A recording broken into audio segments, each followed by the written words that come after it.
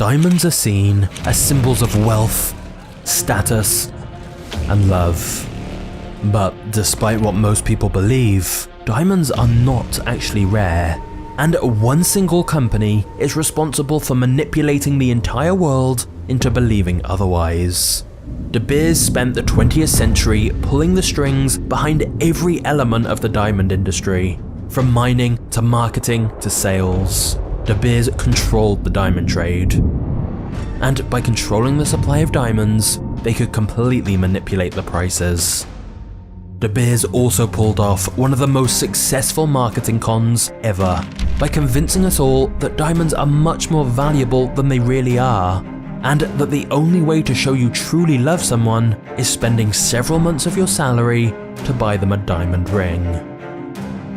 What may seem like a romantic tradition is really an incredible scheme by the Diamond Cartel. So today, we're going to uncover the truth about the brutal business of diamonds. From secret syndicates, apartheid, price fixing, and blood diamonds.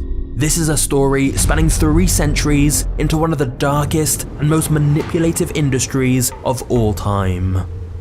It's a story of war and all kinds of human rights violations. And it goes much deeper than you may think. This is the story of De Beers and the evil business of diamonds.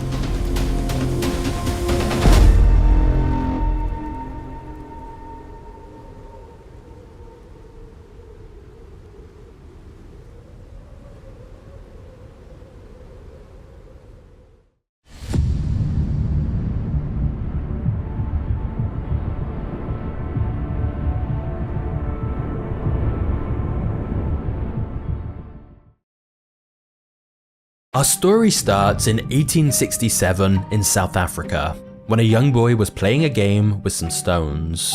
A passerby happened to notice that one of the stones seemed to sparkle as it caught the light. Intrigued, he asked the boy if he could buy the stone, but the boy simply gave it to him for free.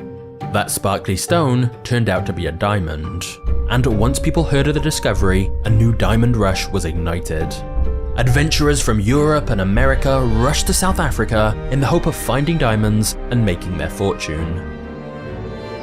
Not far from where the diamond was found in South Africa, Cecil Rhodes, a shy and sickly 17-year-old from England, was working on a cotton farm when he heard the news. Cecil was born with a weak heart and lungs and hadn't been expected to live for very long.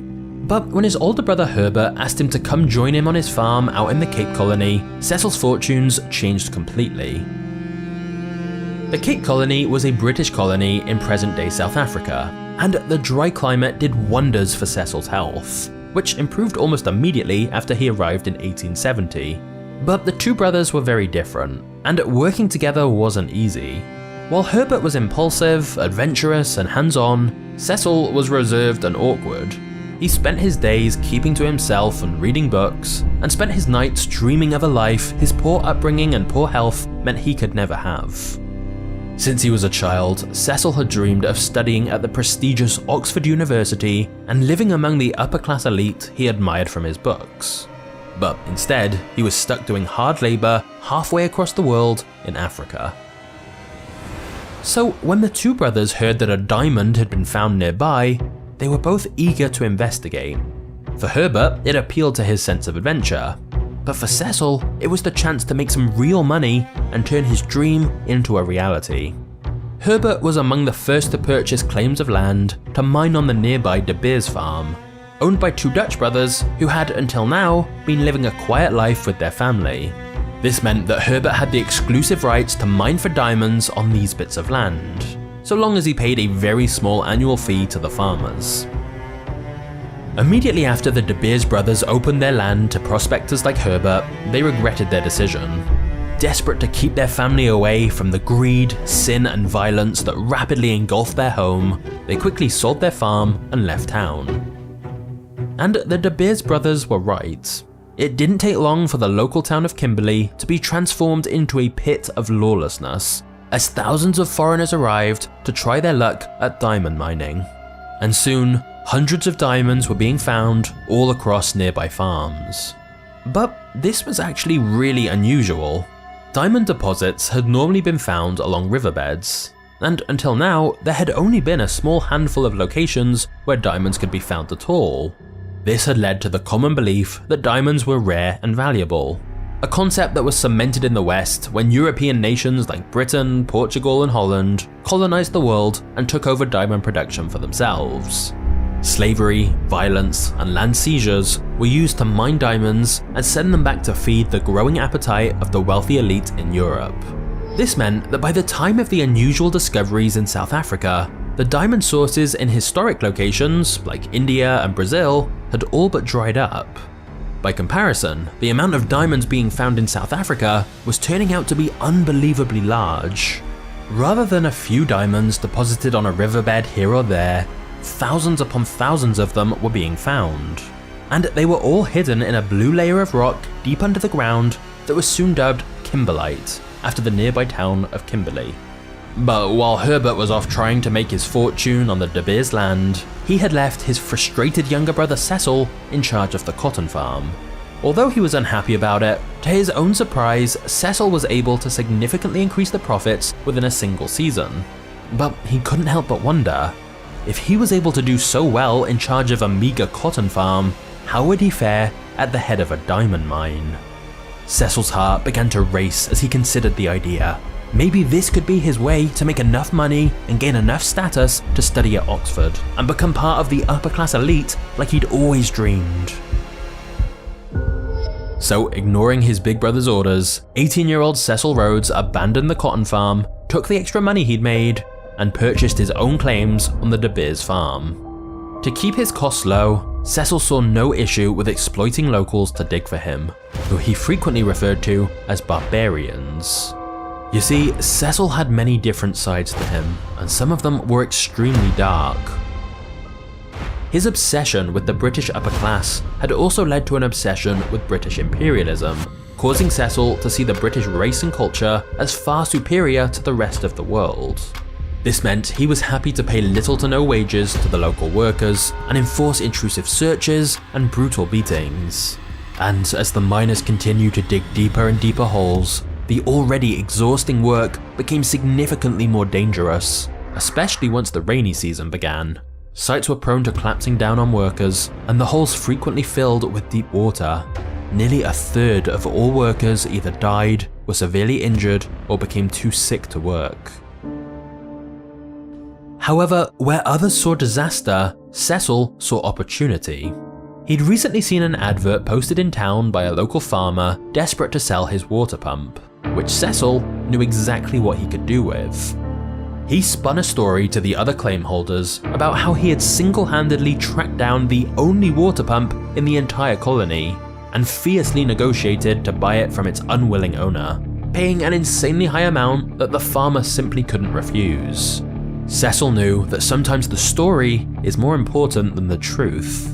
The other claim holders believed his story, and seeing no other option, they all paid Cecil high fees to rent out the machine, so they could pump the water from their mines and continue digging for diamonds.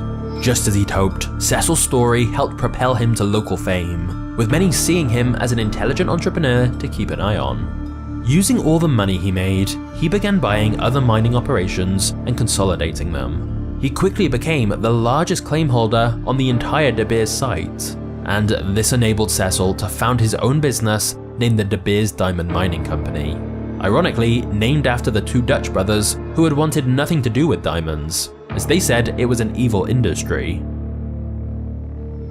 However, while Cecil was becoming wealthier than he could have imagined, his brother Herbert wasn't doing as well. So he made another impulsive decision, to head across the country to search for gold instead. But soon after, his tent caught fire while he was sleeping, and he was burnt alive.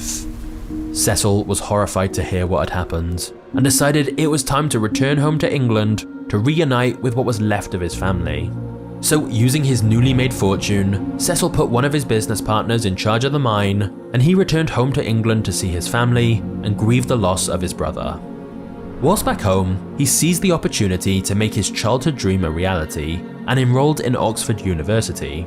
But within just a couple of months, Cecil's health drastically deteriorated again, leaving him with no choice but to return to the drier South African climate that seemed to keep his sickly heart and lungs under control. Cecil now knew that the only way to truly propel himself into upper-class society would be through his diamond business. However, as more and more diamond deposits continued to be discovered nearby, Cecil began to realize an unsettling truth for his company's future. Diamonds weren't actually that rare. In fact, they were incredibly common. Since so many were being found, the global market was soon flooded with South African diamonds, and so their price began to plummet. Once again, Cecil knew that the story was going to be more important than the truth.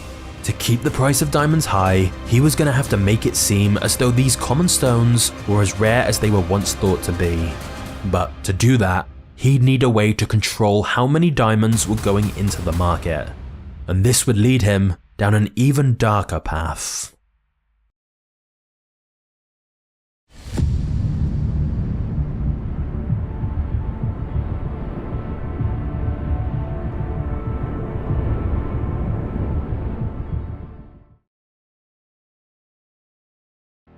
Many claim holders had struggled to keep up with the rising costs of replacing workers who died from accidents and sickness, and also the costs for new equipment as the mines got deeper and more complicated to work. But Cecil had managed to keep his mines profitable by entrenching himself in the government. By running for office and being elected into the local Cape Colony Parliament, Cecil was not only able to promote his British imperialist ideology on a larger scale, but he was also able to write and push through new laws and deals that directly benefited his company, such as the ability for De Beers to use convicts that he could treat however he wanted and even kill if he suspected they were stealing. De Beers had also been one of the first companies to make use of a closed compound system for its black workers. In essence, segregating all of the black workforce and keeping them permanently locked inside a barracks until their contracts expired. Inside these compounds, they were forced to be naked, paid extremely low wages, and were punished regularly. Their entire lives, from the moment they woke until the moment they slept, were under the control of De Beers. And to make matters worse, Cecil was known for disregarding safety laws, endorsing invasive body searches, and treating any discontent with extreme violence. These brutal tactics had allowed Cecil to cut his costs and earn larger profits, and this enabled him to buy out other claimants who were struggling. By absorbing the competition, he was able to get the majority of the De Beers mine under his control. However, another young Englishman, Barney Bonato, had the majority of the newer Kimberley mine under his control, and Barney's mine appeared to be larger and produced better quality diamonds. If Cecil was to keep the price of diamonds high, he needed to truly control the supply. Thus, he needed to figure out a way to seize Barney's Kimberley Central Company for himself. Luckily for Cecil, as his wealth had continued to grow, so had his political influence. Having practically trained his whole life to be among the elite, Cecil was skillfully able to blend into the circles of the upper class, something Barney had failed to do. This allowed him to connect with powerful and wealthy figures like Nathan Rothschild, who he convinced to back his plan to manipulate the diamond market. In person, Cecil befriended Barney, proposing plans to cooperate and strike a deal together. But behind his back, Cecil was secretly using his investors' money to buy a huge stake in Barney's business. By the time Barney realized what was happening, it was too late. Cecil ended up buying out Barney's rival enterprise. And with both the De Beers mine and the Kimberley mine now completely under his control, Cecil merged the two companies in 1888 to form De Beers Consolidated Mines. Cecil had wiped out the competition. As the most powerful man in the country, Cecil levied his influence over the limited voting population and was elected to become Prime Minister, which put him in a position for the next phase of his plan. Cecil helped introduce policies like the hut tax, which forced locals to pay to live on what was previously their own land. And in order to pay, they had to earn money by working in his dangerous diamond mines, where they would be forced to live, eat and sleep in his closed compounds until they repaid their supposed debt. He even made it close to impossible for black citizens to vote, resulting in constant riots and protests that he shut down with excessive violence. In fact, many of the laws Cecil introduced were instrumental in laying the foundations for the nation's future apartheid policies. But regardless of how they were received, these policies made diamond production in South Africa cheaper than ever. At only 35 years old, Cecil now controlled more than 90% of the diamond output in the entire world.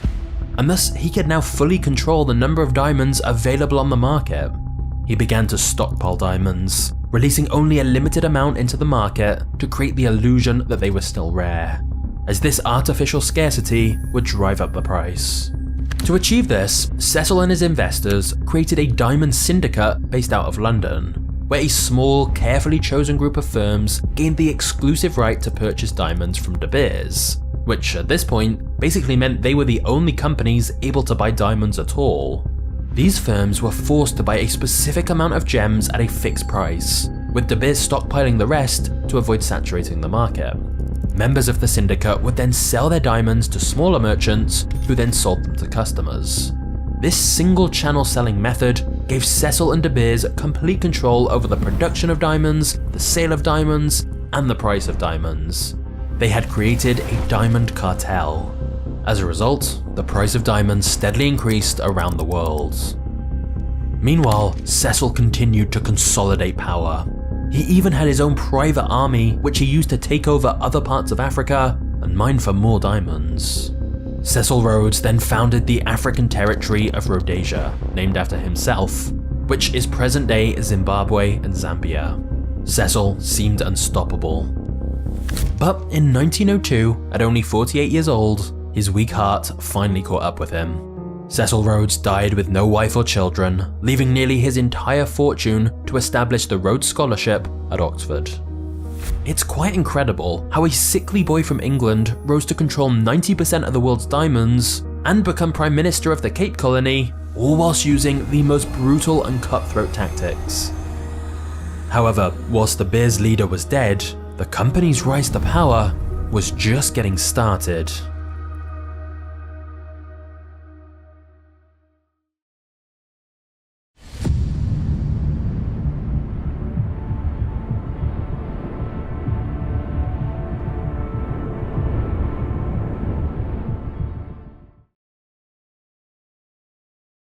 Ernest Oppenheimer had spent his entire life learning about the diamond industry and admiring the exploits of Cecil and his partners from afar.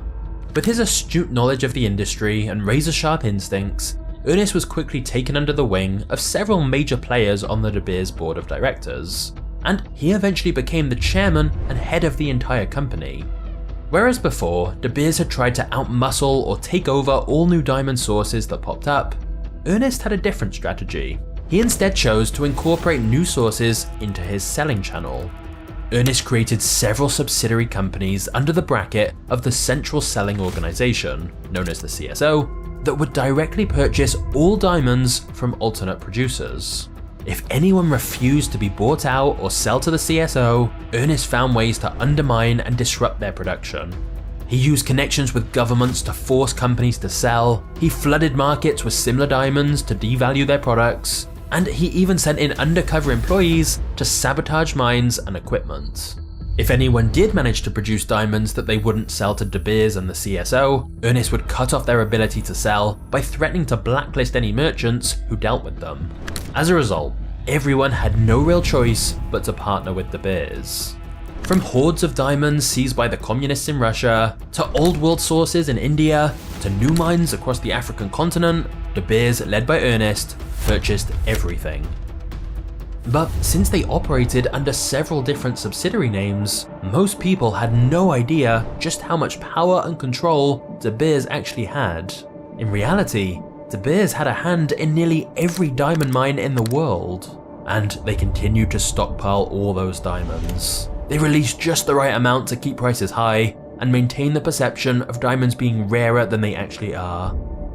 However, many of the diamonds De Beers were now stockpiling came from operations that were even more dark and disturbing than their own. Mines in countries like Belgian Congo were built on slavery, child labour, and even genocide. In other parts of Africa, the diamonds were being used to fund wars and overtopple governments. And unlike De Beers' own mines, these new business partners weren't really under their control.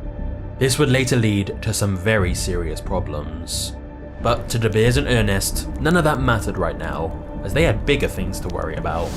You see, between their own production and their mass purchasing, De Beers was building up such a huge stockpile of diamonds that they were starting to worry they might not be able to sell them all. And this problem was about to be massively intensified in 1929 by the worst economic crash in history. In the following years, the world economy suffered a devastating collapse known as the Great Depression, and needless to say, demand for diamonds completely plummeted. The American economy was in pieces, and this was a major issue for Ernest as the price of diamonds had been completely tied to the American market. In 1919, America was importing roughly $84 million worth of diamonds from De Beers, yet by 1930, American imports had dropped to only $5 million a year.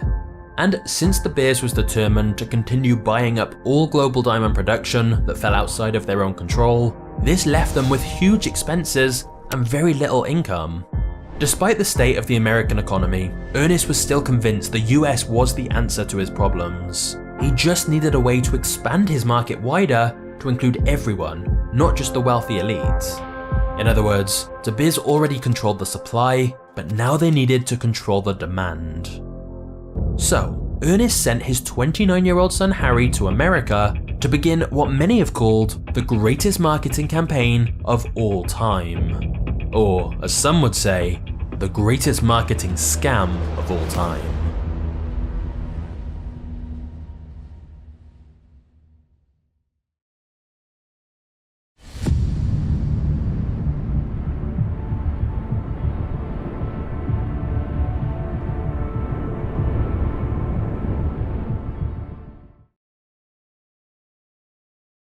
With the help of an advertising firm, Harry Oppenheimer was tasked with overseeing a campaign unlike any that had been done in history. Rather than focusing on a specific brand, they were going to promote the concept of diamonds themselves.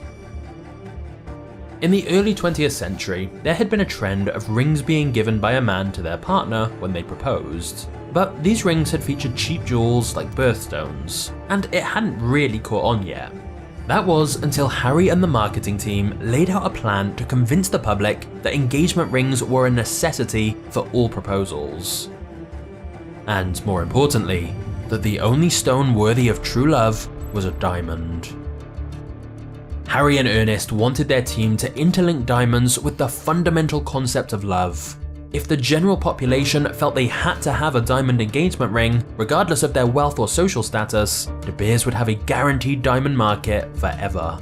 Because if you can convince people the biggest romantic gesture is giving a diamond, people will buy it no matter how the economy is doing.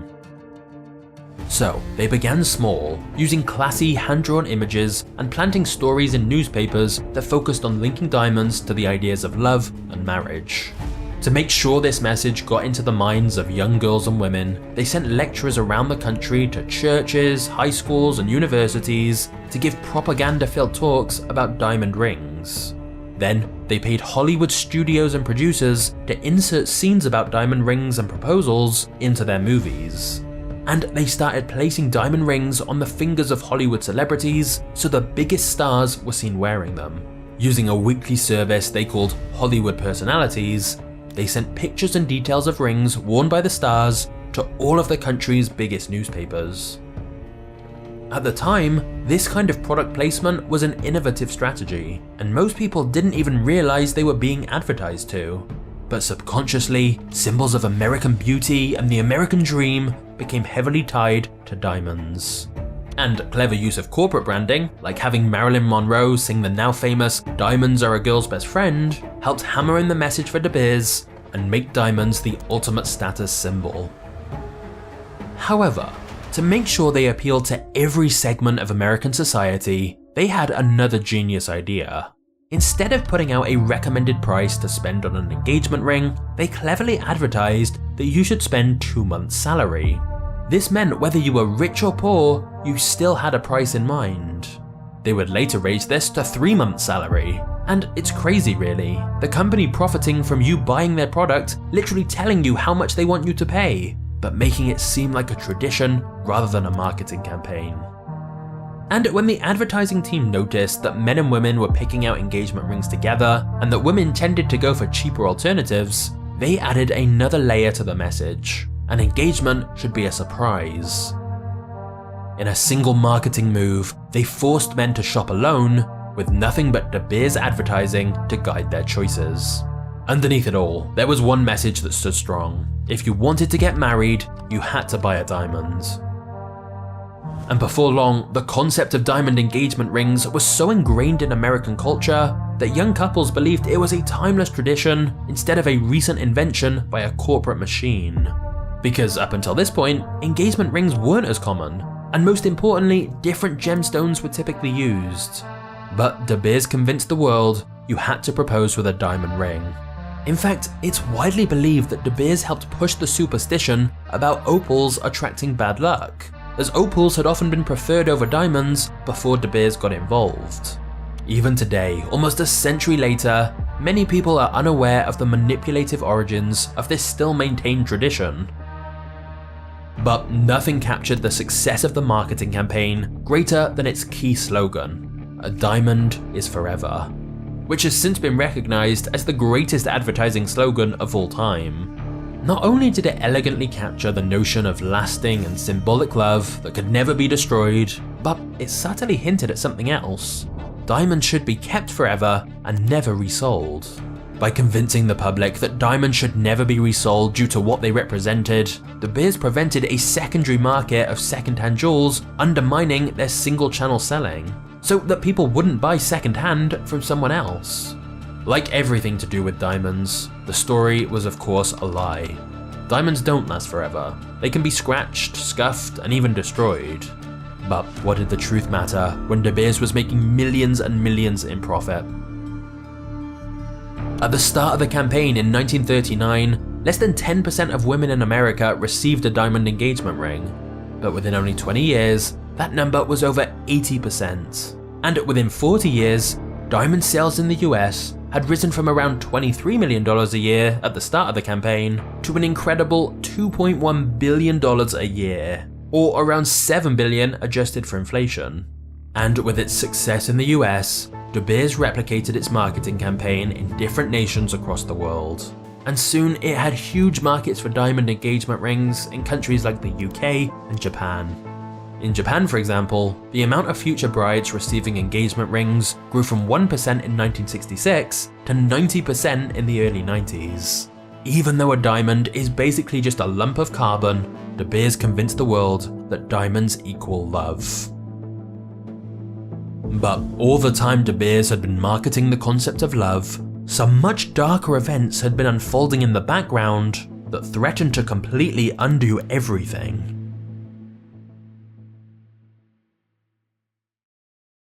Before we get to the next chapter, it's time to answer a question I get a lot. How can you create your own YouTube videos if you don't know how to edit or just don't have time? That's where today's sponsor, InVideo AI, is a game changer. With InVideo AI, you can literally type in the idea you want to create a video about, and it'll generate a full-length video for you using generative AI. You can then edit the video however you want using simple text commands. For example, you could type "add my voice" and InVideo makes it happen. So unlike traditional video tools with steep learning curves, InVideo is your creative partner, helping you visualize your idea irrespective of your skill level. You just focus on your vision and idea, while InVideo does the heavy lifting. And the great news is, you can try InVideo AI completely for free. This can save you hundreds of dollars you would have otherwise spent on editing and other production costs. Just click the link in the description to get started right now.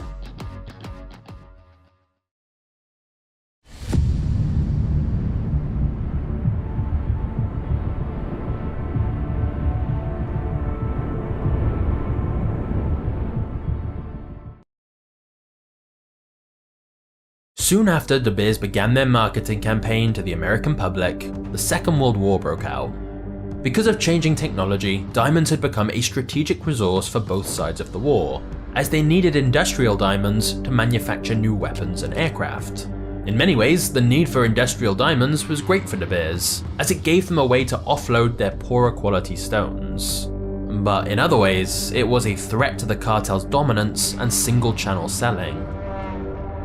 Nazi Germany was particularly troublesome. The Nazis had forbidden all diamond exports, confiscating them for themselves in every country they occupied. Now, it's worth noting that diamonds don't look anywhere near as impressive when they're first found. It takes the skill of cutters and polishers to transform them into the final product we see. And as the Nazis swept through Europe, they destroyed many of the key diamond cutting centers, like the one in Antwerp. And since this industry featured a large Jewish community, many of the skilled workers were taken off to concentration camps, never to return. The Nazis planned to create their own diamond cutting monopoly, one that De Beers would have no choice but to use within their selling channel. However, as De Beers was based in Allied territory and Ernest was a patriotic supporter of his home country of Britain, De Beers was publicly backing the Allies. But in reality, Ernest, just like Cecil, had always supported his company's interests over any sense of morality or duty. So when President Roosevelt came to Ernest demanding he sell him 6.5 million carats of diamonds that the US desperately needed, Ernest outright refused. That is, unless De Beers was given permission to formally sell on US soil, with indefinite immunity from any prosecution due to their monopoly, which breached US trade laws. Roosevelt couldn't give Ernest what he wanted, so Ernest wouldn't give Roosevelt what he needed. But then President Roosevelt threatened to pause the supply of planes being sent to Britain, which were needed to defend against German air raids, and the same planes that required industrial diamonds in their manufacturing process. So that's when the British government stepped in and pressured De Beers to make a deal with the United States. They eventually did, but even still, time after time, De Beers failed to fulfill the deal, claiming they didn't have enough stock. This caused the US to open an investigation into the company, leading to them uncovering a whole host of dark secrets. They discovered that De Beers had not only been lying to them about their stock, but that they'd been sabotaging rival operations to ensure that the Allies would have to pay their high monopoly prices for industrial diamonds. The US accused De Beers of violating antitrust laws and price fixing, but it was unable to prosecute them as they weren't technically operating on US soil, not directly at least. And when they tried to get their allies in Britain to punish them instead, they soon found out that everyone in the UK government dealing with diamonds was either an active or former employee of De Beers or the syndicate. Roosevelt was furious at Ernest, but he had no choice but to buy what was offered for the prices that were demanded. More disturbingly, the same investigation discovered that Nazi Germany had almost run out of their own supply of diamonds, yet somehow they were constantly receiving more. Through an undercover operation, the US discovered that diamonds were being illegally smuggled into Germany, originating from mines owned by De Beers. Even though the US were convinced Ernest and his syndicate were knowingly selling to the enemy for an extortionate profit, they could never conclusively prove it to prosecute them. With the end of the war, these conflicts with the US government faded away, at least for the time being, but controversy remained tightly bound to Ernest and his empire. While selling a romanticized dream of love to the American public, the new apartheid government had risen to power in South Africa, and as these brutal laws of separation, abuse and exploitation became known around the world, it was hard for De Beers to claim ignorance when they were directly benefiting from the situation. And just as the global community began to take notice and demand action, at the age of 77, Ernest Oppenheimer passed away, leaving his son Harry in charge of his sprawling empire. In the face of severe global backlash, Harry shut down the brutal closed compounds De Beers had been using since its inception and raised wages for its black workers. But due to new government laws, he still had to segregate his workforce by race. And nothing he could do to try and save the company's image was enough to get around the global sanctions that cut South Africa off from the wider world economy. In order to keep exporting diamonds, Harry had no choice but to focus his attention on other mines outside of South Africa, investing heavily in new African sources. But to Harry's shock, just as he began to regain a degree of control, huge diamond deposits were discovered in Russia. To make sure these new Soviet sources didn't disrupt the already unstable market, Harry personally flew to Russia to negotiate a deal. In exchange for buying close to 100% of the gem-quality diamonds produced by the USSR, Harry agreed to give Russia all the industrial diamonds it needed for its weaponry and machinery. The only issue was, publicly, Russia had cut all ties with South Africa, and this was at the height of the Cold War, with the USSR being seen as an enemy of the West. So Harry had to conduct all of these deals in secret, not wanting to anger the Western nations he was publicly allied to. And to make matters worse, the diamonds that came from the Russian mines were different to any that had been seen before. They were extremely small and had a different silver coloring to them.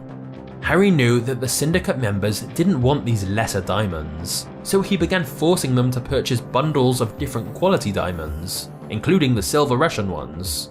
They had the choice of purchasing the entire bundle or nothing at all, which really wasn't a choice for them.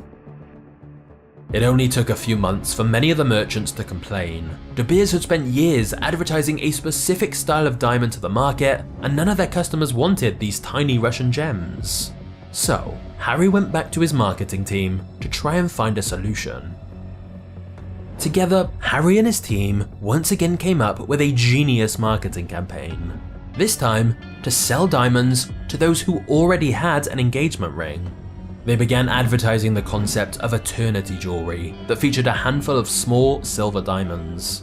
This eternity jewelry, they claimed, was a way to show your wife how much you still loved her and to celebrate your anniversaries. Like their last campaign, it was a rousing success.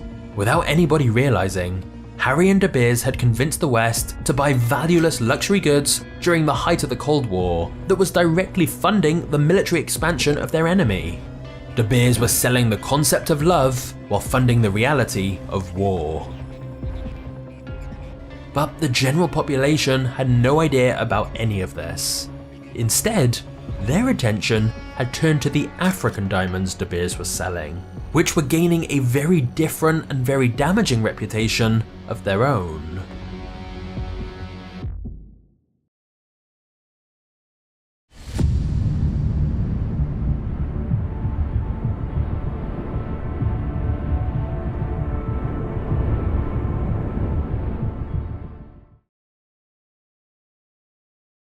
In the years after Harry had diversified into wider Africa, many of the same countries were beginning to declare independence from their colonial rulers. And these new governments wanted control of their own resources, with or without De Beers. But De Beers wanted to make it clear that without them was not an option. As diamonds were smuggled out of these nations to be sold outside the CSO, De Beers took action. They struck deals with governments, offering huge financial incentives to sell directly to them and stamp out smuggling on their behalf. In nations like Congo that had just become independent, the government was more than happy to take De Beers' money in exchange for protecting their business interests. They raised an entire army to oversee production of the diamond mines, murdering thousands of supposed smugglers. In one incident, they gunned down 200 people near a diamond deposit, killing every one of them in minutes, only to discover it was a group of students on a camping trip. Before long, it became easier to sell to De Beers and the CSO than to face the wrath of the governments, soldiers and mercenaries they were financing to protect their interests. But as many of these new African nations became engulfed in internal conflicts, warring factions took control of the diamond deposits, using slavery and child labor to work them. They too were happy to sell to the CSO and De Beers if it helped raise the funds they needed for their wars. But this time, the world had started to notice that their diamonds from nations like Sierra Leone, Angola and Congo were being used to fund these conflicts in which horrific atrocities were being committed. This led to the term blood diamonds being coined, meaning a diamond that was mined in a war zone and sold to fund terrorism, warlords, or other violent activity. The West was outraged by the idea that their symbols of love and eternity were born in blood and death. With about 15% of global sales believed to be blood diamonds, the issue became so severe that the UN introduced embargoes on the purchase and sale of them. Though De Beers was reluctant to join any embargoes, Harry began to worry that the romanticized idea of diamonds their family had spent half a century perfecting was starting to be eroded by its association with violence and war. It seemed at long last, the story of De Beers' diamonds was no longer strong enough to overpower the truth. News stations, protesters, and human rights activists were calling De Beers out by name, accusing them of endorsing and encouraging blood diamonds. So, realizing that this threatened their entire empire, De Beers agreed to the embargoes and promised they would stop trading in blood diamonds. And in an attempt to regain confidence in their diamonds, De Beers helped introduce the Kimberley process. This meant diamond sellers would have to prove exactly where the gems came from and how they had been obtained. They claimed this would mean every diamond could be proven to be sourced from either ethical or unethical sources. These changes seemed to end the public outcry. And whilst it's true they certainly helped, the reality is that blood diamonds still exist. The company's vast structure continued to be used to send blood diamonds to other nations, such as Rwanda and Uganda, who would then sell them to the CSO through third parties, claiming they originated in their own countries. Suddenly, countries with no actual diamond deposits were miraculously becoming some of the biggest exporters of diamonds in the world. And all of these supposedly clean gems were ending up in the De Beers selling channel. Another issue was that the scope of the Kimberley process certification was very narrow, which meant nations like Zimbabwe that weren't deemed to be a war zone were free to sell clean diamonds, even though atrocities and human rights crimes were being carried out to mine them. While the media outcry had quietened down, the association between violence and diamonds never truly left public consciousness. The popular movie called Blood Diamond, starring Leonardo DiCaprio, only helped highlight to the masses the brutal realities of diamond mining. However, it wasn't public opinion that was going to finally bring down the diamond empire. It was everything else that was going on behind the scenes. Here on Magnates Media, I tell the stories of different businesses, which may have made you consider starting your own company. So what if I told you there was a business model you can do from literally anywhere in the world with basically no startup costs, but still make crazy amounts of money? I'm talking about running a faceless YouTube channel. That's exactly what I've done with Magnates Media, and now I get paid to make videos about whatever topics interest me. And because I'm not on camera, I can run the channel with literally just a laptop, which means I can work from wherever I want, whether that's relaxing at home or traveling the world. But you can do the exact same thing. Whatever you spend time researching for free right now, or whatever you enjoy talking about, you could create mini documentaries about that. It's like running your own Netflix, where you choose what shows to make. And with the help of online freelancers, you can just outsource any parts you don't want to do, such as editing. And here's the exciting part. When you make good content, YouTube promotes it for free, and you earn money from ads, sponsors, affiliates, and so many other income streams. And look, I know the words passive income get thrown around a lot, but YouTube is one of the best forms of genuine passive income, because once you create a library of videos, YouTube can keep pushing them for years to come, and every time someone watches, you're making money. Videos I made years ago still get views and earn money every single day, with no extra work from me. And that's why I think investing in content is one of the best investments you can ever make. Because unlike investing in stocks, which may go down in value, once you've made a piece of content, it can just keep printing money. So given how great the business model is of running a faceless YouTube channel, why don't more people do it? The reality is, most people don't have a system to follow. They're just guessing what to do and following bad advice that no longer works. So they never get any momentum with their channel. But here is the good news. I've already put in 5 years figuring out exactly what works. So you don't have to. You can literally just copy my system, which you already know is proven to work. So that way, you don't need past experience. I'll just show you how to turn your interests into a highly profitable business. If you'd like to learn more about this opportunity, just click the link in the description that says magnatesmedia.com. Since this includes personalized help from me, spaces are limited. So if you're interested, click the link in the description now. I'll see you there.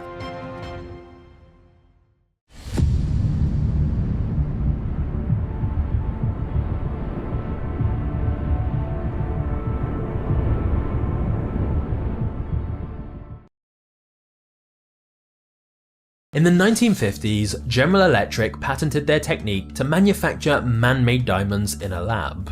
De Beers was terrified, as if synthetic diamonds caught on and were produced at scale, it could be the end of their empire. But initially, these lab-made diamonds had been small and rough, and only really usable in the industrial market. Still, since De Beers had seen them as a threat to their business, they struck a number of exclusivity deals with General Electric. These deals gave De Beers access to General Electric's patent and enabled the two companies to divide up the Western industrial market between themselves. Despite being identical to natural diamonds, these synthetic diamonds sold for less than 50 cents a carat. But because of the huge growth of the market, with industrial diamonds used for practically every aspect of modern technology, it meant that even when General Electric finally mastered making gem-quality diamonds in a lab, they chose not to. It was more profitable to make barrel loads of 50-cent rough diamonds in minutes than spend days or weeks growing a small number of bigger and better diamonds. Regardless, De Beers simply couldn't risk their deals with General Electric going sour. So De Beers decided to buy up big chunks of US companies that manufactured products like saws and drill bits from industrial diamonds. This would ensure that even if General Electric ever offered better prices or withdrew their exclusivity deal, De Beers could instruct these American companies to order their own diamonds instead.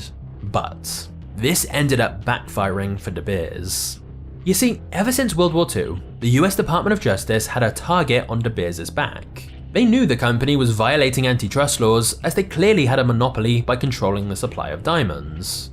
But every case they'd raised ultimately fell apart, due to the company not officially operating on US soil. But with the recent deals De Beers had made with American companies, the DOJ finally had a solid case against them. Thus, in 1994, both General Electric and De Beers were in the American court, accused of price fixing and secretly dividing up the synthetic diamond industry. And before long, a number of US states also began taking De Beers to court. De Beers had spent decades sabotaging, undermining, and bullying American businesses in the diamond industry. And now they had been shown to be operating in the US, they could no longer use this as a way to get around American laws. De Beers were found guilty on all charges and fined just shy of $300 million. This still might not have been a huge amount to them, but the impact on De Beers' operations was massive. As part of the settlement, they were forced to abide by US laws or lose access to the entire US market, which was nearly half of the entire global diamond market. This meant they could no longer enforce their single-channel selling within America, thus ending their century-long monopoly on the continent. And while De Beers were busy spending millions in fines and lawyer fees just to lose control over diamond sales, they were simultaneously losing control over diamond production. For starters, their deal with Russia had fallen apart after the collapse of the USSR, with many businessmen and local governments choosing to sell their diamonds outside of the CSO. And at the same time, vast new diamond deposits had been discovered in countries like Canada and Australia. It wasn't long before new competitors emerged who were producing so many gems that they rivaled the output of De Beers. And many of these companies actively marketed their diamonds as an ethical alternative to the murky history of De Beers, as did the producers of lab-grown diamonds, as they grew in popularity too. Between the new diamond production coming out of Canada, Australia, Russia, and newly independent African nations, plus the rise of synthetic diamonds, De Beers had completely lost control of production. With all of these new sources and rivals actively choosing to operate outside of the syndicate, De Beers had to accept defeat. They couldn't use the threat of restrictions to force merchants to take their diamonds anymore. If De Beers cut them off, they'd just go get their diamonds from somewhere else. The years in which De Beers monopolized the entire industry were over. However, De Beers is still a major player in the diamond market, with roughly a third of all global production still under their control. And the modern consumer market for diamonds is larger than ever, estimated at over $100 billion. Given that lab-grown diamonds are so perfect at this point, it may seem surprising the demand for natural diamonds remains so high. As one tweet put it, "We figured out how to grow diamonds that are cheaper and better quality than the real thing, and so many people are still like, no thanks, the suffering is what makes it special." But once again, it's the marketing. Ironically, after decades of telling people that the more perfect the diamond, the more it'll cost, now the diamond industry claims that the imperfections from natural diamonds are what make them more real and valuable than synthetic diamonds. They've managed to convince people that natural diamonds are more special, despite the fact you wouldn't be able to tell any difference from a diamond grown in a lab. And thus, despite the availability of cheaper lab diamonds, despite the knowledge of the wars and damage diamonds have caused, and despite the fact we know how De Beers so ruthlessly manipulated the market, somehow their original lie still persists: that diamonds are forever. However, if you think the diamond industry has a dark past, wait until you hear what happened with the tobacco industry and the company Juul. This story is crazy. So just click the thumbnail on screen to check that out now, and I'll see you there. Cheers.